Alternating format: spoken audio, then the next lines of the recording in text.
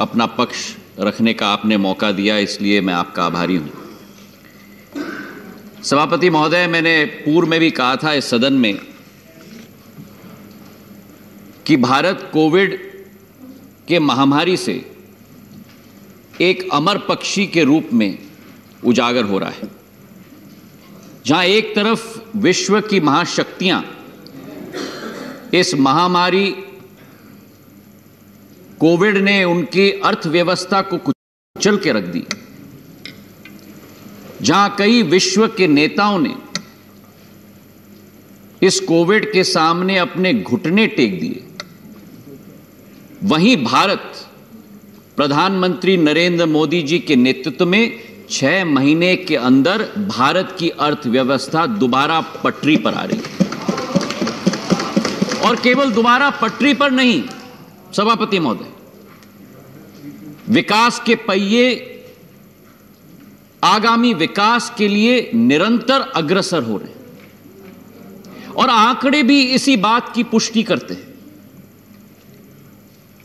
आज बड़ी गर्व की बात है कि विश्व में जो वैक्सीन का उत्पादन हो रहा है उसका 60% हमारे भारत की माटी से हो रहा है। और यह वैक्सीन एक स्वास्थ्य सेतु के रूप में हमारा भारत विश्व के सारे देशों को एक ही मोती के माले में पिरोकर एक स्वास्थ्य सेतु के रूप में भारत उभर रहा है, क्योंकि 72 देशों को हमारा भारत वो वैक्सीन निर्यात कर रहा है।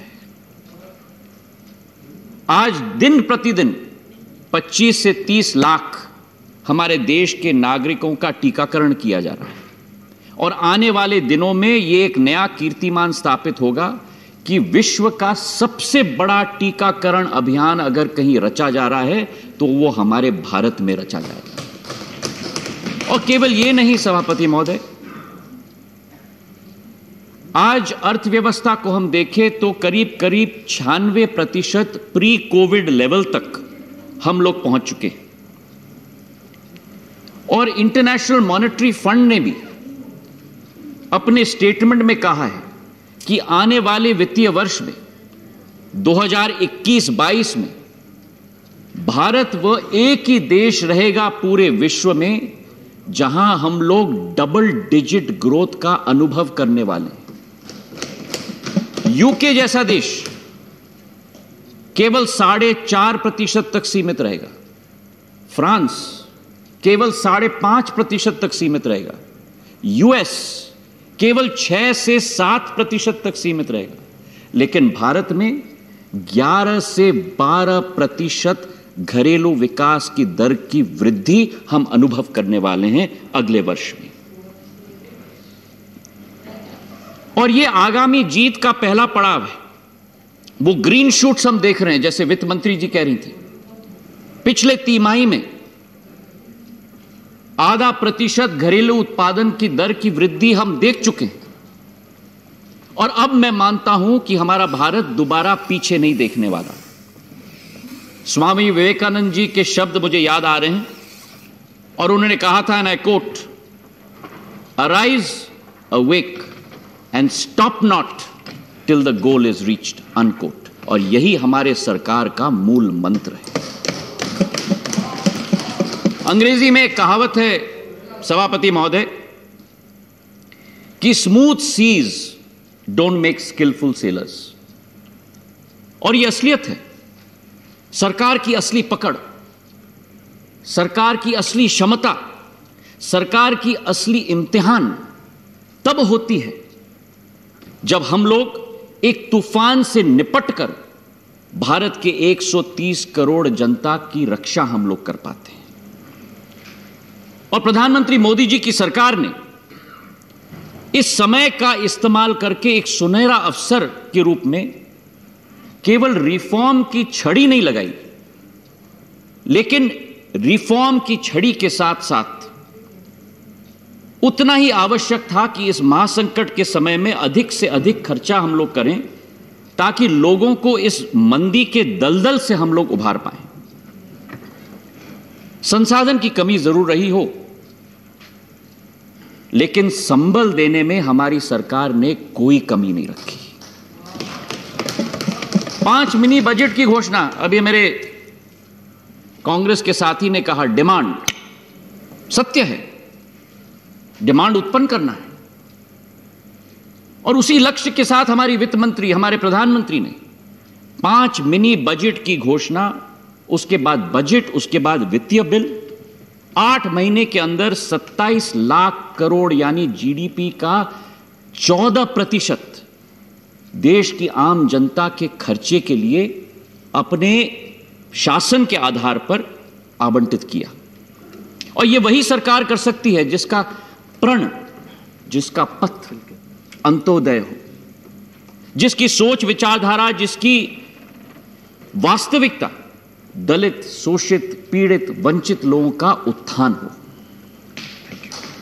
आज बात की गई एग्रीगेट डिमांड के बारे में।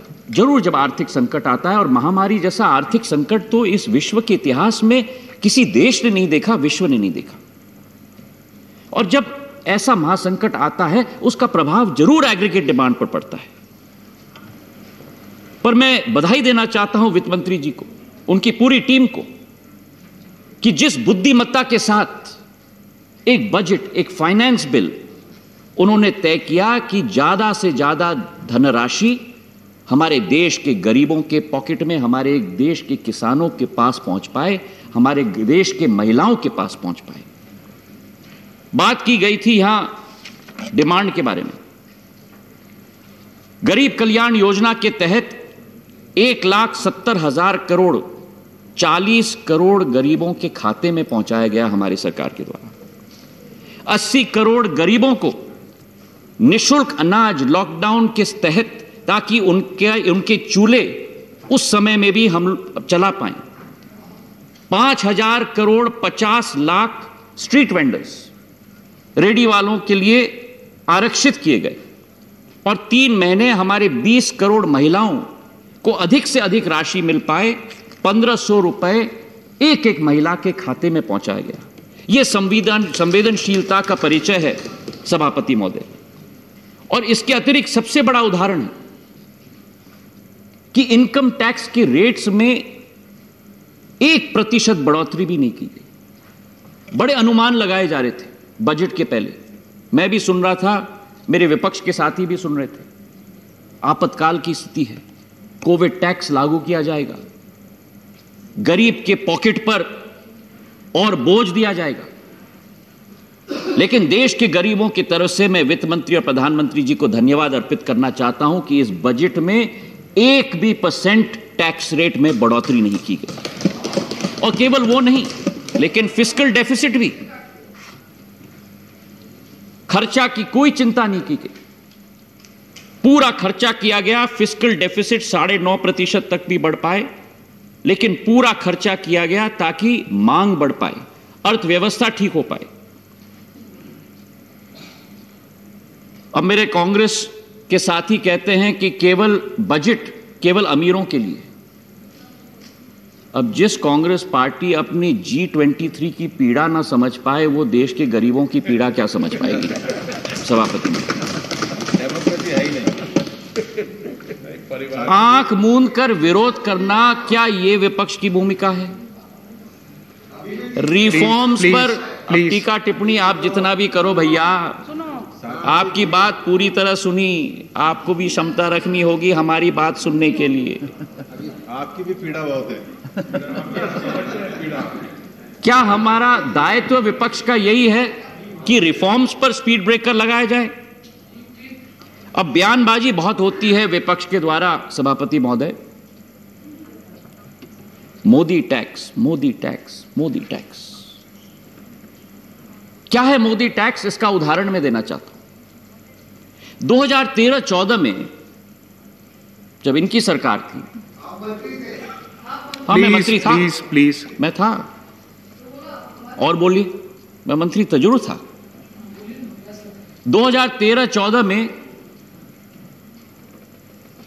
5 लाख का आय जो व्यक्ति के पास था, उसको 30,000 रुपया टैक्स में देना होता था। और आज वही व्यक्ति जिसकी आय 5 लाख रुपया है उसे 0 रुपए टैक्स में देना पड़ता है। यह है मोदी टैक्स। 75 साल में जिन्होंने 75 वर्ष के आयु के हमारे बुजुर्गों का एक बार भी नहीं सोचा, आज मोदी सरकार के समय में 75 वर्ष के आयु के लोगों का टैक्स 0 करके दे दिया है। यह है मोदी टैक्स। नौजवानों के लिए जो स्टार्टअप शुरुआत करते हैं उनको 1 साल की रियायत दी गई थी, उस रियायत को 1 साल और बढ़ाया है। यह है मोदी टैक्स। और जो छोटे लोग अपने घर खरीदते हैं, होम लोन्स के लिए जो 1.5 लाख रुपए की रियायत दी जाती थी, उसको भी 1 साल और बढ़ाया है। यह है मोदी टैक्स। मैं विनम्र पूर्वक निवेदन करना चाहता हूं सभापति महोदय कि आम आदमी की पीड़ा की बात करने से उनकी पीड़ा कम नहीं होती, ठोस कदम उठाने से उनकी पीड़ा कम होती है। एक मशहूर अर्थशास्त्री जिसे विश्व भर के इकोनॉमिस्ट फॉलो करते हैं, जॉन मेनार्ड कीन्स ने कहा था कि आर्थिक संकट के समय में उस चक्रव्यूह से अगर हमें निकलना है तो ज्यादा से ज्यादा खर्च हमें अधोसंरचना में करना होगा। क्यों? क्योंकि इसका मल्टीप्लायर इफेक्ट होता है, इससे डिमांड बढ़ता है। और वही एक कॉन्सेप्ट, वही एक सोच, वही एक विचारधारा हमारी सरकार ने बजट और वित्तीय बिल में अधोसंरचना को मूल मंत्र मानकर दोनों सामाजिक बुनियादी ढांचा और भौतिक मूल ढांचा दोनों को प्राथमिकता दी। जैसे सड़कों के क्षेत्र में, पावर ग्रिड के क्षेत्र में। और सदन को मैं याद दिलाना चाहता हूं कि पिछले वर्ष के तुलने में इस बजट में पूंजीगत व्यय, कैपिटल एक्सपेंडिचर में 35% वृद्धि हमारी सरकार लेके आई है। 4,12,000 करोड़ से 5.5 लाख करोड़ कैपिटल एक्सपेंडिचर इस साल किया जाएगा। डिमांड स्टेप, जो मांग की जा रही थी डिमांड के बारे में, ये 34% कैपिटल एक्सपेंडिचर में ग्रोथ वो डिमांड को लेके आएगा। हम लोग सड़कों के क्षेत्र में बात करें, 2013-14 में सड़क परिवहन विभाग के लिए आवंटन किया गया था 33,264 करोड़ रुपए। इस साल के बजट में सड़कों के क्षेत्र के लिए आवंटन किया गया है 1,08,000 करोड़ रुपए, 3 गुना ज्यादा।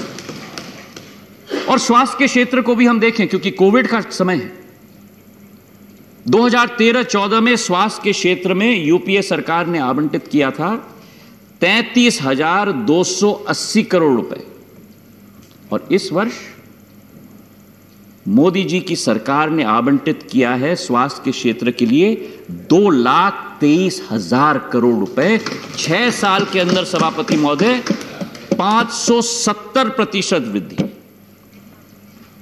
और केवल यह नहीं, जहां एक तरफ आयुष्मान भारत था, उसी के साथ बजट में एक नई स्वास्थ्य की योजना, आत्मनिर्भर स्वस्थ भारत योजना की घोषणा की गई। नई शिक्षा नीति लाई गई।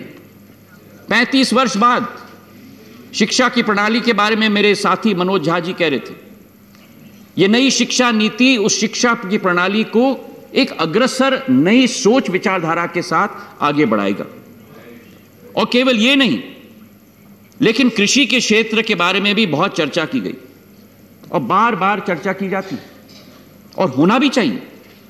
मैं पूछना चाहता हूं सभापति महोदय, जो लोग आज यहां सदन में उठकर कृषि और किसान के बारे में चर्चा कर रहे हैं, स्वामीनाथन जी का रिपोर्ट 2004 में उस समय की सरकार को पेश की गई थी। मैं पूछना चाहता हूं कि जो लोग किसानों की दुहाई की आज बात यहां उठ के चिल्ला चिल्ला के कर रहे हैं, 10 साल सरकार में रहकर स्वामीनाथन रिपोर्ट का क्रियान्वयन क्यों नहीं किया? 10 साल सरकार में थे, 10 साल सरकार में। प्लीज प्लीज प्लीज प्लीज, जब सच्चाई बोली जाती है, सभापति महोदय, ऑनरेबल मेंबर, सभापति महोदय, मैं आपको ही देख रहा हूं, मैं आपके प्रति honourable member, please please please, honourable member डोला जी प्लीज प्लीज, सभापति महोदय, मैं आपके तरफ ही देख रहा हूं and I am not yielding. जब सच्चाई बोली जाती है तो थोड़ी मिर्ची तो लगती ही है। और मैं समझता हूं। और एमएसपी की बात की गई यहां। एमएसपी, मैं बताता हूं कि हमारी सरकार ने क्या किया है 6 साल के अंदर। एमएसपी की लागत 1.5 गुना बढ़ोतरी की गई है 6 साल के अंदर। हम लोग उत्पादन की बात करते हैं। गेहूं के भुगतान में यूपीए सरकार, कांग्रेस के सरकार के समय में गेहूं के लिए 23,880 करोड़ रुपए का भुगतान किया गया था, जो इस वर्ष में 75,000 करोड़ का भुगतान किसानों को किया गया है, 2.5 गुना ज्यादा। हम दालों की बात करें, उठ के बहुत बात किया जा रहा है किसानों के बारे में।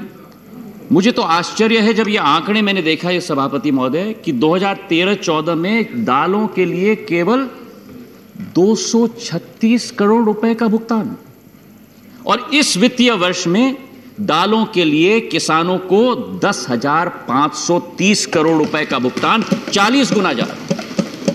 कपास की हम बात करें, क्योंकि महाराष्ट्र के मेरे भाई बोल रहे थे अभी, कपास का उत्पादन क्षेत्र है महाराष्ट्र का। 2013-14 में कपास के किसानों को भुगतान, कराड़ साहब बैठे हुए हैं यहां, कपास का भुगतान 90 करोड़। और आज इस वित्तीय वर्ष में मोदी सरकार के नेतृत्व में कपास के किसानों को भुगतान 25,980 करोड़ रुपए, 300 गुना ज्यादा। किसान सम्मान निधि के तहत 1,13,000 करोड़ एक एक गरीब किसान के खाते में पहुंचाया गया है। प्लीज, फसल नुकसान जो हुआ है किसानों का, कटमनी वाले 15 लाख की बात करें तो मैं महाराष्ट्र की बात करूंगा, जो पिछले 3-4 दिनों में रिपोर्ट निकल रही है आपकी सरकार की।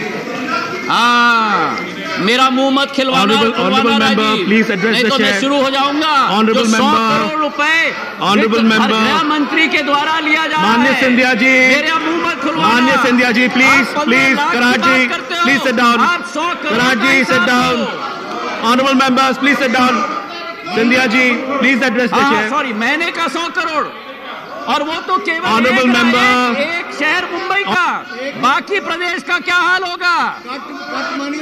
आप मेरा honourable leader of the house, honourable leader of the house, नहीं तो और मैं खोलूंगा अपना मुंह। Please please please please take your places, excepting the honourable member, nothing goes on record. Priyanka ji please, तो वसूली कर रहे हैं गरीब प्रियंका जी प्लीज, रेस्टोरेंट वालों से, please address the chair. 15 lakh की बात करते हैं। Honourable member, address the chair please.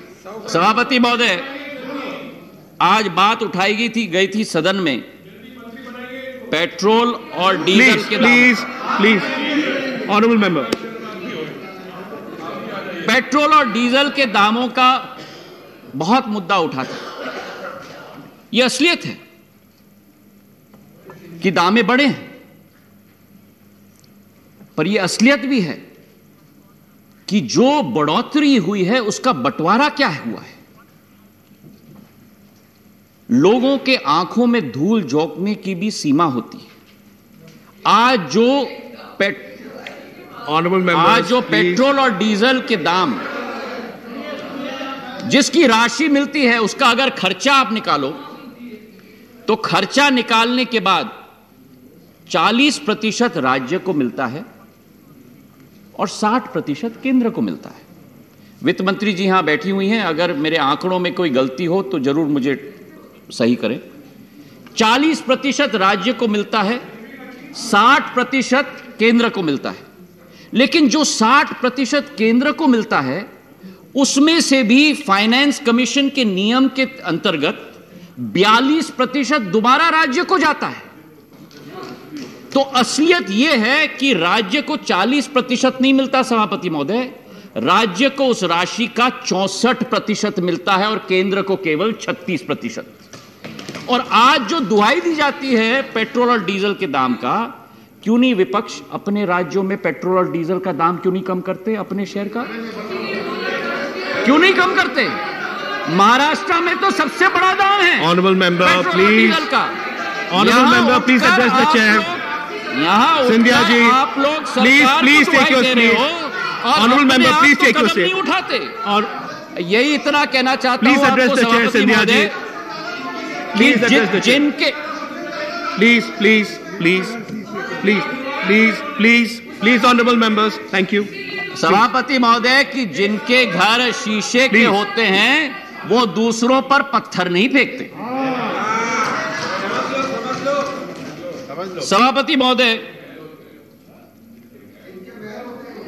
विषय यह है कि कृषि के क्षेत्र में भी आयात के कुछ वस्तुओं पर एग्रीकल्चर इंफ्रास्ट्रक्चर डेवलपमेंट सेस जरूर हमने लागू किया है, और उसका कारण है ताकि कृषि की अधोसंरचना में हम लोग बढ़ोतरी कर पाएं,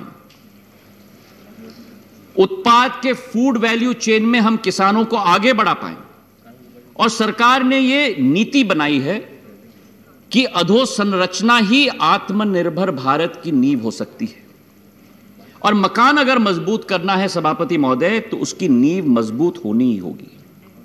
और इसलिए इंटरनेशनल मॉनेटरी फंड ने भी अपने वक्तव्य में सरकार के बजट के बारे में कहा है, and I quote, the union budget rightly focuses on health, education, public infrastructure and if fully implemented can help increase India's growth potential. We welcome the Indian government's budget's focus on growth, unquote. अब सिर्फ demand बढ़ाने से सभापति महोदय हमारा कार्य समापन नहीं होता। डिमांड के साथ साथ हमें सप्लाई साइड और उत्पादकता को भी बढ़ाना होगा। और यही मॉडर्न मॉनेटरी थ्योरी भी, MMT, मॉडर्न मॉनेटरी थ्योरी भी इसी का वकालत करता है कि अधिक से अधिक गुड्स और सर्विसेज का उत्पादन हर देश को करना होगा रोजगार उत्पन्न करने के लिए। और यही एक संतुलन वित्तीय बिल में हम देखते हैं, जहां demand side measures and supply side measures का हम संतुलन देख रहे हैं। अब सप्लाई साइड में हम लोग क्या कदम उठा रहे हैं?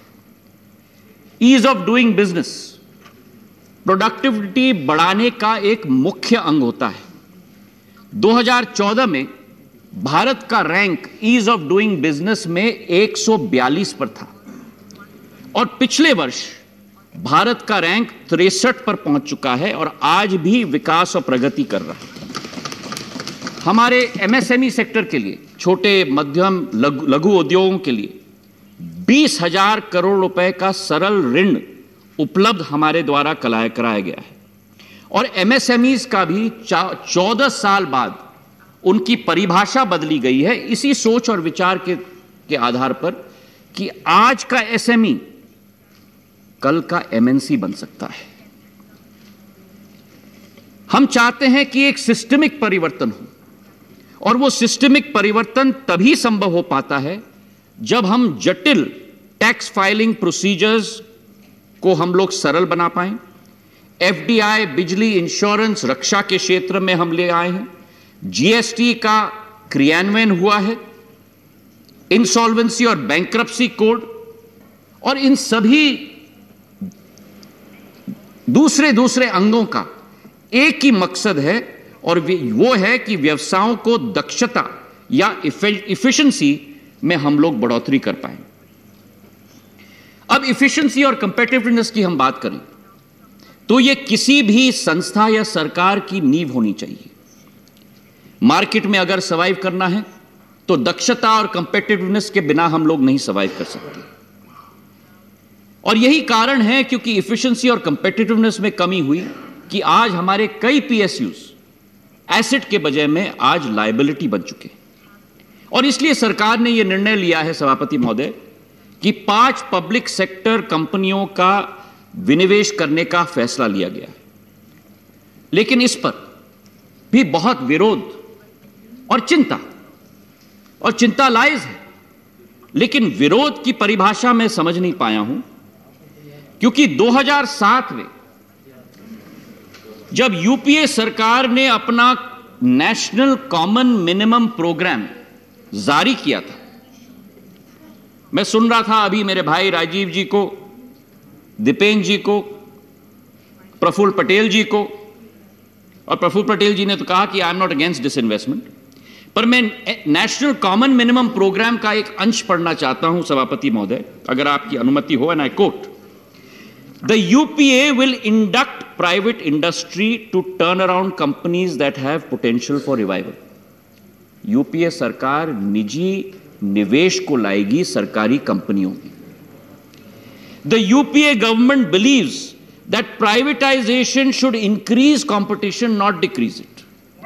यूपीए सरकार की विचारधारा है कि प्राइवेटाइजेशन के आधार पे ही कंपटीशन इंक्रीज होगा। Honorable members, Honorable Minister, please continue. Honorable Jairam ji, Honorable Member, please continue. एक होने में चलो, कोई प्रॉब्लम नहीं। Jairam ji, please, Honorable Minister, please continue. सभापति महोदय, मैं रिपीट करूंगा, because these lines are worth repeating for all that we have been hearing for the last 3 hours from there. The UPA will induct private industry to turn around companies that have potential for revival. Sentence number 1. Sentence number 2. The UPA government believes that privatization should increase competition, not decrease it. Sentence number 3, most important. Public sector companies and nationalized banks will be encouraged to enter the capital market to raise resources and offer new investment avenues to retail investors. Unquote. अब इनका track record हम देखें सभापति महोदय। Honorable Jairam ji, please. Honorable member, please. इतने बड़े विशेषज्ञ हैं, मैं इनके सामने क्या कह सकता हूं? Please address the chair. आप please, Jairam ji. अब जो ऑथर है वो स्वयं कह रहे हैं कि मैं ऑथर हूं। चलिए, अब सभापति महोदय, 1991 से 96 तक इनकी क्या रिकॉर्ड रही? Disinvestment proceeds 9,961 crore. कितने कंपनी बेचे? 31 कंपनी बेचे। आईओसी, बीपीसीएल, एचपीसीएल, गेल, बीएसएनएल। अगला कार्यकाल 2004 से 2009, मैं वहां आ रहा हूं। 2004 से 2009 8,516 करोड़। कौन से पीएसयूज बेचे? NTPC, power finance corporation, power grid corporation, rural electrification corporation, Hindustan petroleum corporation, Bharat petroleum corporation. Let him complete. Jairam ji, disinvestment, please. Disinvestment. See, he is making a statement. Jairam ji. आप इतने उत्तेजित क्यों हो रहे हैं? Jairam ji, आप इतने उत्तेजित मत होइए जयराम जी। इतने उत्तेजित मत होइए। विनिवेश तो 2004 से 2009, फिर आइए आप 2009 से 2014, 1 लाख करोड़ का विनिवेश। कौन सी कंपनीज? ऑयल इंडिया लिमिटेड, राष्ट्रीय केमिकल। डिसइन्वेस्टमेंट का मतलब विनिवेश होता है। Honorable member, oil India limited. Jairam ji, honorable member, please address. सभापति महोदय, मैं रिपीट कर रहा हूं, 1 लाख करोड़ विनिवेश 2009 से 2014। Oil India limited, Rashtriya chemicals and fertilizers limited, national aluminium company limited, steel authority of India limited, Hindustan copper, national fertilizers limited, state trading corporation limited, engineers India limited, Indian oil corporation, national hydro electric power corporation, BHEL, इसके बाद हम यहां भाषण सुन रहे हैं। जयराम जी rule 235(2) interrupt नहीं करते। अब इतने उत्तेजित हो रहे हैं सभापति महोदय, मैं तो इनसे हाथ जोड़ के निवेदन कर रहा हूं, इतने उत्तेजित नहीं होना चाहिए कि मोदी सरकार आपके अधूरे सपने को ही पूरा कर रहा है। अब विनिवेश का कारण क्या होना चाहिए सभापति महोदय, यह मूल मंत्र है जिसमें मुझे लगता है आपको भी कोई आपत्ति नहीं होगी। कैपिटल एसेट्स का विनिवेश तभी होना चाहिए जब सामाजिक और भौतिक अधोसंरचना और मानव संसाधन का विकास हम लोग कर पाएं, ताकि उस विनिवेश के आधार पर जो निवेश सरकार करेगी उससे नए कैपिटल एसेट्स सरकार और देश में हम पैदा कर पाएं। और इसलिए इस सरकार की सोच और विचारधारा है सभापति महोदय कि विनिवेश देश बेचने की नहीं, देश बनाने और बढ़ाने की नीति है। और मुझे कभी कभी आश्चर्य होता है क्योंकि यहां सरकार इस कोरोना के महामारी के वातावरण में आपदा में विकास के अवसर ढूंढ रही है, और मुझे आश्चर्य होता है क्योंकि विपक्ष वहां बैठकर आपदा में राजनीति करने का अवसर ढूंढ रहे हैं। अब वास्तविकता यह है सभापति महोदय कि केवल PSUs को खोखला इन्होंने नहीं किया, लेकिन देश की अर्थव्यवस्था का भी यही हाल हुआ। कुछ आंकड़े आपके समक्ष में पेश करना चाहता हूं।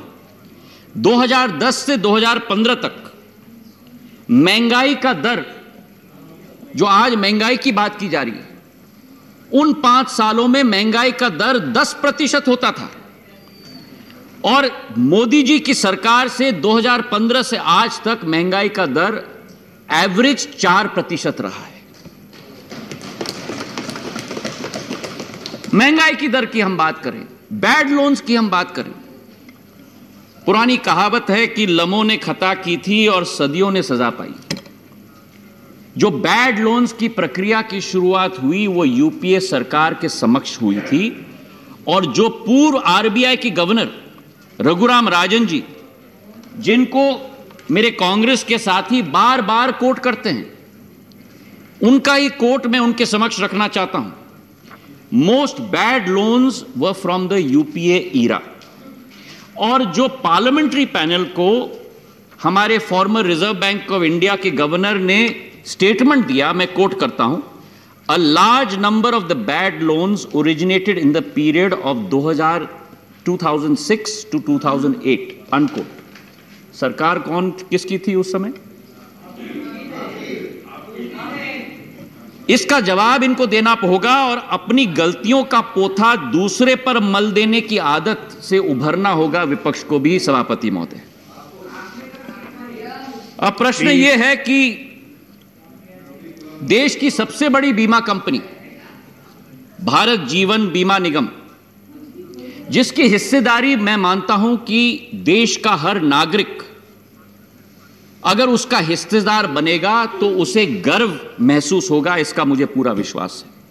और इसी सोच के साथ भारतीय जीवन बीमा निगम के IPO के लिए आवश्यक विधेयक संशोधन 27 संशोधन इस वित्तीय बिल में हम लोग लेके आए हैं। इसके 3 फायदे हैं। पहला फायदा कि हर खाता धारक और आम जनता को निवेश करने का मौका उस LIC में मिलेगा। दूसरा फायदा कि प्राइवेट पूंजी का प्रवाह बढ़ेगी, जो आज समय की सबसे ज्यादा आवश्यकता है। और तीसरा सबसे बड़ा फायदा सभापति महोदय कि LIC में भी जो बाकी विदेशी स्तर पर, अंतर्राष्ट्रीय स्तर पर एक जवाबदेही और पारदर्शिता है, वो पारदर्शिता और जवाबदेही भी IPO के बाद LIC में हम लोग ला पाएंगे।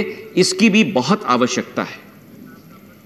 बहुत सारे चिंता उठी हैं इस सदन में भी, और जायज है, पर उन सभी चिंताओं पर विराम वित्त मंत्री जी ने लगाया जब उन्होंने कहा कि IPO के बाद भी बहुसंख्यक शेयरधारक सरकार ही रहेगी और LIC कंपनी का प्रबंधन और नियंत्रण भी सरकार के पास ही रहेगा। इसके साथ एक और चिंता है जो मेरे साथियों ने उजागर नहीं किया, लेकिन मैं उजागर करना चाहता हूं। अनुच्छेद 37 के आधार पर, जो LIC एक्ट का अनुच्छेद 37 है, उसमें एक सॉवरेन गारंटी का प्रावधान है कि खुदा न करे लेकिन अगर कहीं भी डिफॉल्ट हो तो हर खाता धारक का पैसा सरकार चुकाएगी। और यह विश्वास इस सदन में वित्त मंत्री जी ने दिलाया है कि वो अनुच्छेद 37 सॉवरेन गारंटी का वादा बरकरार है और अधिकार एक एक खाता धारक का सुरक्षित रखा जाएगा। यह सरकार का प्रण और संकल्प है। इस वित्तीय बिल में सभापति महोदय एक और महत्वपूर्ण पहलू है। सरकार की चाहत है कि टैक्स सिस्टम को हम जड़ से मजबूत करें और इसके कोई पहलू हम लोगों को देखने को मिले हैं। उदाहरण के तौर पर जनवरी के माह में GST कलेक्शन 1,20,000 करोड़ रहा, जो राजस्व संग्रह में इतिहास में सबसे अधिक आज तक रहा है। और यह इसलिए नहीं हुआ सभापति महोदय क्योंकि हमने टैक्स रेट बढ़ाई, यह इसलिए हुआ है क्योंकि हम लोगों ने दक्षता बढ़ाई है, इफिशिएंसी बढ़ाई है। इलेक्ट्रॉनिक इनवॉइसिंग के द्वारा, आर्टिफिशियल इंटेलिजेंस जैसे तकनीकों का इस्तेमाल करके, कर की चोरी कम करके। और उसी के साथ दूसरा अंग है कि देश में लगभग आज 4,83,000 कोर्ट में टैक्स के केस अभी भी विलंबित हैं।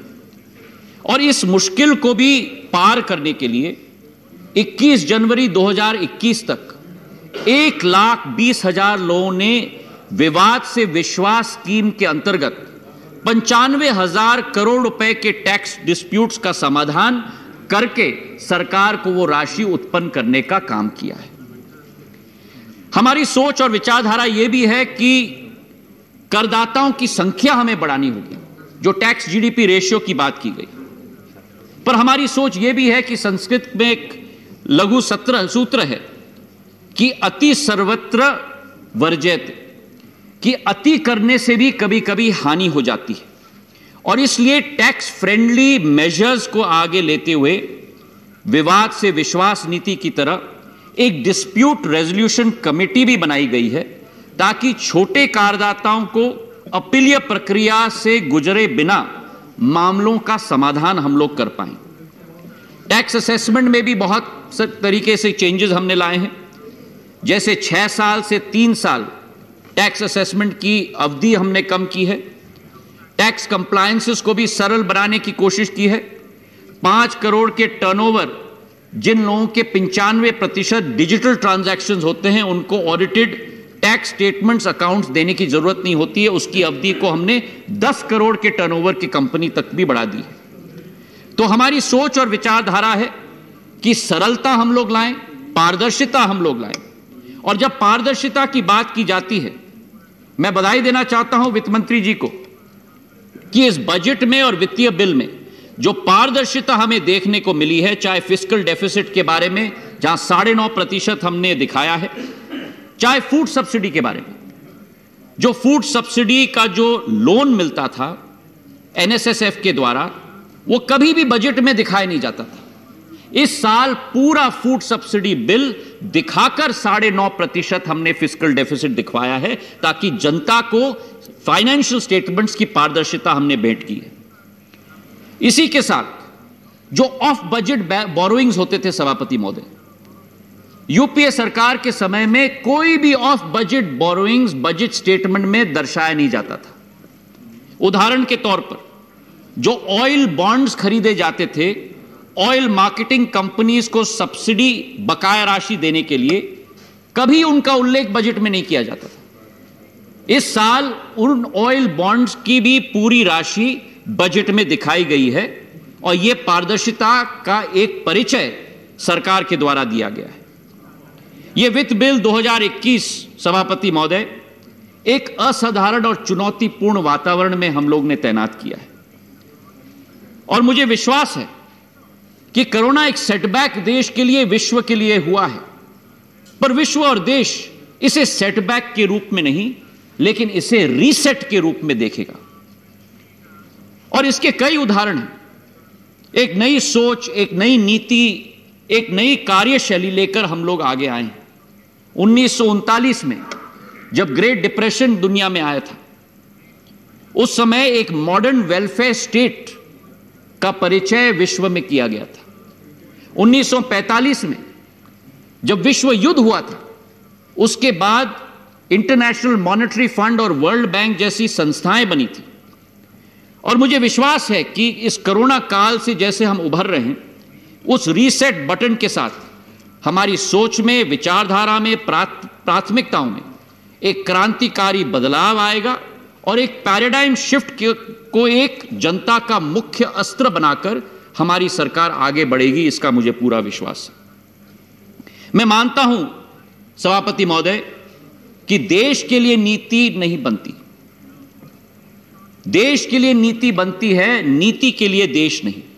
और आत्मनिर्भरता हमारा संकल्प है और उसी के आधार पर सबका साथ, सबका विश्वास और सबका विकास, इसी मंत्र के साथ हमारी सरकार आगे कार्य करेगी।